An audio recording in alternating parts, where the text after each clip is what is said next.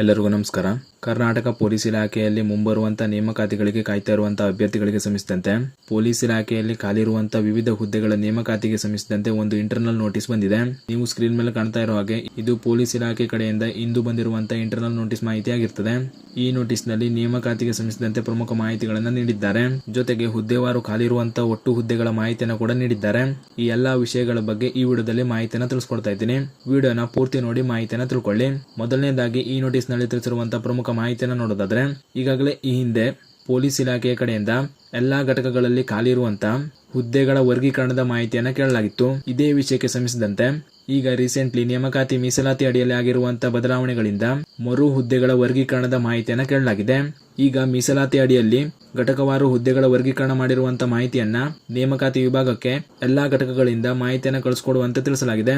ನಂತರ ಹುದ್ದೆವಾರು ಖಾಲಿರುವಂತಹ ಒಟ್ಟು ಹುದ್ದೆಗಳ ಮಾಹಿತಿಯನ್ನು ನೋಡೋದಾದ್ರೆ, ಡಿಟೆಕ್ಟಿವ್ ಸಬ್ ಇನ್ಸ್ಪೆಕ್ಟರ್ ಹುದ್ದೆಯಲ್ಲಿ ಒಟ್ಟು 20 ಹುದ್ದೆಗಳು ಖಾಲಿ ಇವೆ.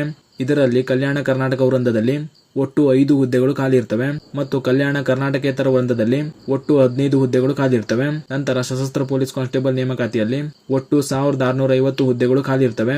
ಈ ನೇಮಕಾತಿಯಲ್ಲಿ ಕಲ್ಯಾಣ ಕರ್ನಾಟಕ ವೃಂದಕ್ಕೆ ಒಟ್ಟು 275 ಹುದ್ದೆಗಳು ಖಾಲಿ ಇರ್ತವೆ ಮತ್ತು ಕಲ್ಯಾಣ ಕರ್ನಾಟಕೇತರ ವೃಂದದಲ್ಲಿ ಒಟ್ಟು 1375 ಹುದ್ದೆಗಳು ಖಾಲಿ ಇರ್ತವೆ. ನಂತರ ನಾಗರಿಕ ಪೊಲೀಸ್ ಕಾನ್ಸ್ಟೇಬಲ್ ನೇಮಕಾತಿಯಲ್ಲಿ ಒಟ್ಟು 4110 ಹುದ್ದೆಗಳು ಖಾಲಿ ಇರ್ತವೆ.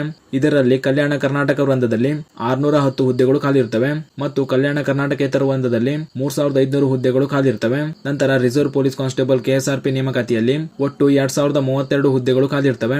ಇದರಲ್ಲಿ ಕಲ್ಯಾಣ ಕರ್ನಾಟಕ ವೃಂದದಲ್ಲಿ 532 ಹುದ್ದೆಗಳು ಖಾಲಿ ಇರ್ತವೆ ಹಾಗೂ ಕಲ್ಯಾಣ ಕರ್ನಾಟಕೇತರ ವೃಂದದಲ್ಲಿ ಒಟ್ಟು 1500 ಹುದ್ದೆಗಳು ಖಾಲಿ ಇರ್ತವೆ. ಅದೇ ರೀತಿ ಕೊನೆಯದಾಗಿ ಪೊಲೀಸ್ ಕಾನ್ಸ್ಟೇಬಲ್ ಕೆಎಸ್ಐ ಎಸ್ಎಫ್ ಹುದ್ದೆಗಳ ನೇಮಕಾತಿಯಲ್ಲಿ ಒಟ್ಟು 364 ಹುದ್ದೆಗಳು ಖಾಲಿರ್ತವೆ. ಹೀಗೆ ಪೊಲೀಸ್ ಇಲಾಖೆಯಲ್ಲಿ ಖಾಲಿರುವಂತಹ ವಿವಿಧ ಹುದ್ದೆಗಳಲ್ಲಿ ಖಾಲಿರುವಂತಹ ಒಟ್ಟು ಹುದ್ದೆಗಳ ಮಾಹಿತಿಯನ್ನು ಕೂಡ ನೀಡಿದ್ದಾರೆ. ಈ ಎಲ್ಲಾ ಹುದ್ದೆಗಳಿಗೆ ಆದಷ್ಟು ಬೇಗ ಅಂದ್ರೆ ಸರ್ಕಾರದಿಂದ ಈಗಾಗಲೇ ತಿಳಿಸಿರುವಂತೆ 30 ದಿನಗಳ ಒಳಗಾಗಿ ನೇಮಕಾತಿ ಪ್ರಕ್ರಿಯೆ ಪ್ರಾರಂಭ ಮಾಡಲಾಗ್ತದೆ ಅಂತ ತಿಳಿಸಲಾಗಿತ್ತು. ಅದರಂತೆ ಆದಷ್ಟು ಬೇಗ ಈ ಎಲ್ಲಾ ನೇಮಕಾತಿಗಳ ಅಧಿಕೃತ ಅಧಿಸೂಚನೆಗಳನ್ನ ಕೆಎ ಕಡೆಯಿಂದ ಬಿಡುಗಡೆ ಮಾಡಲಾಗ್ತದೆ.